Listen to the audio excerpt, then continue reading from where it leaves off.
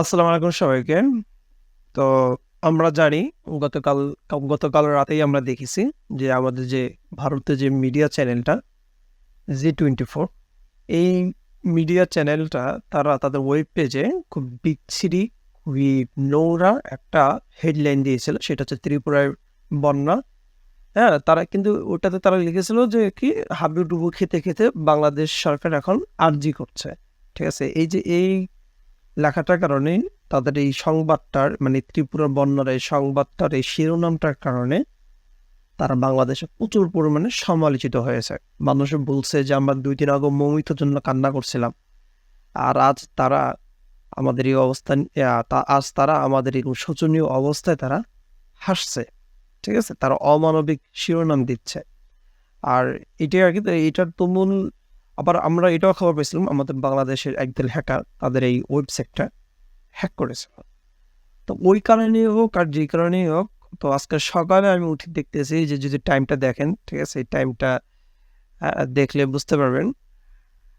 আচ্ছা যদিও এটা কালকে রাতের টাইমটাই দেওয়া আছে, কিন্তু আমি সকালে উঠে দেখতেছি মানে খবরটা হয়তো কালকে এই সময় ছাড়া হয়েছে। কালকে রাত ৯টা-১১টাতে খবরটা পাবলিশ করা হয়েছে। কিন্তু এখন হচ্ছে আজকে ২২ তারিখ, যদি এটা খবরটা ২১ তারিখ, আজকে ২২ তারিখে আমি সকাল ৯টা ১৮তে এই ভিডিওটা বানাচ্ছি। তো এখন আমি দেখতেছি যে তারা তাদের এই যে শিরোনামটা আছে তারা এটা চেঞ্জ করেছে। এখন কিছুটা ভদ্র আকারের কিছু একটা ভদ্র আকারের শিরোনাম দিছে। যদিও তাদের এই শিরোনামের মধ্যে বাংলাদেশের জন্য কোনো সহমর্মিতা, হ্যাঁ? বা ভারত সরকারের জন্য কোনো উদ্দেশ্যে কিছু বলা বা এই ধরনের কোনো কিছু তাদের এই নিউজে আমরা দেখতে পাচ্ছি না। তারা জাস্ট নরমাল একটা খবর করেছে। একটা জিনিস কি জানেন? একটা জিনিস হচ্ছে মানুষ খবরের শিরোনাম ওই ধরনেরই দেয়, হ্যাঁ? যে ধরনের স্থানীয় মানুষদের যেরকম চাহিদা থাকে। এখন দেখেন আগের যে শিরোনামটা ছিল এটা হচ্ছে কিছুটা বাংলাদেশ বিদ্বেষী শিরোনাম। এখন এটা হয়তো বলাই যায় কলকাতার মানুষ বা পশ্চিমবঙ্গের মানুষরা হয়তো মনে, মনে বাংলাদেশ সম্পর্কে প্রচুর ঘৃণা লালন করে। আর এই কারণেই তাদের ওইখানে নিউজ চ্যানেলগুলা তাদেরকে খুশি করার জন্য এই ধরনের ঘৃণিত শিরোনাম দিয়ে থাকে।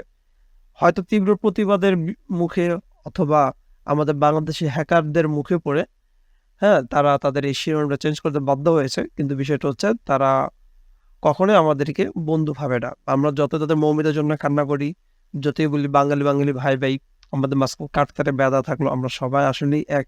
কিন্তু বিষয়টা হচ্ছে যে না, তারা কখনোই আমাদেরকে বন্ধু বা ভাই এসব কিছুই ভাবে না। তারা সবসময় আমাদেরকে ভেবে এসেছে আমরা বাংলাদেশী, আমরা মুসলিম। একটা জিনিস কি জানেন? আমার কাছে ব্যক্তিগতভাবে আমার মনে হয় ভারতীয়রা, হ্যাঁ, এখনো খুব নিম্ন শ্রেণী রয়ে গেছে। এরা এখনো উন্নত হইতে পারে নাই। এদের পড়াশোনার লেভেল আমার সন্দেহ হচ্ছে যে ওদের যে ওইখানে যে স্কুল, কলেজ বা ওদের যে সিলেবাসগুলা, এই সিলেবাসগুলোর মানগুলো কত উন্নত। ঠিক আছে? আমরা ভারতীয় মিডিয়ার আরেকটা চ্যানেল আছে রিপাবলিক বাংলা। তো তাদের যে নিউজ অ্যাঙ্কার যে আছে ময়ূখ কি নাম যেন? ময়ূখ রঞ্জন এই টাইপের এক নাম হবে। তাদের যে ওই যে ময়ূখ রঞ্জনের কথা যদি শুনেন তখন কিন্তু আমাদের মনে হয় যে এই লোক জীবনে পড়াশোনা করে নাই। দেখেন একটা নিউজ অ্যাঙ্কারকে আমাদের বাংলাদেশে একটা নিউজ অ্যাঙ্কারকে নিয়োগ দেওয়ার সময় একটা জিনিস খেয়াল করা হয়। তার বচনভঙ্গি, তার শব্দ চয়ন, তার কথা বলার যোগ্যতা, তার সৌন্দর্য একটা ফ্যাক্টর রাখে। কিন্তু দেখেন ময়ূখ রঞ্জনের কথা শুনলে কি মনেই হবে না যে এরকম একে কেউ এইসব পরীক্ষাতে তাকে আসতে হইছে। আমার মনেই হয় না যে সে কোনোদিন তার শব্দ চয়ন, তার বচনভঙ্গি, তার কথা বলার সৌন্দর্যতা, তার মাধুর্যতা এইসব তার মধ্যে কোনো ছিটাফোঁটা আছে।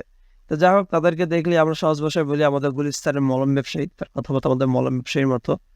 তো যাই হোক ময়ূখ রঞ্জন না হয় মলম ব্যবসায়ীরা বেসরকারি টিভি চ্যানেল, কিন্তু জি বাংলা, জি-24 এই জি-24 মধ্যে এরকম জাতীয় একটা ন্যাশনাল টিভি তাদের খবরের শিরোনাম যদি এই টাইপের হয় তখন বিষয়টা খুবই দুঃখজনক এবং আমরা বাংলাদেশ থেকে তীব্র প্রতিবাদ জানাচ্ছি এবং এর সাথে এটাও খুশি হচ্ছি দেরিতে হলেও তাদের সুবুদ্ধির উদয় হয়েছে যে তারা তাদের শিরোনামটা চেঞ্জ করেছে।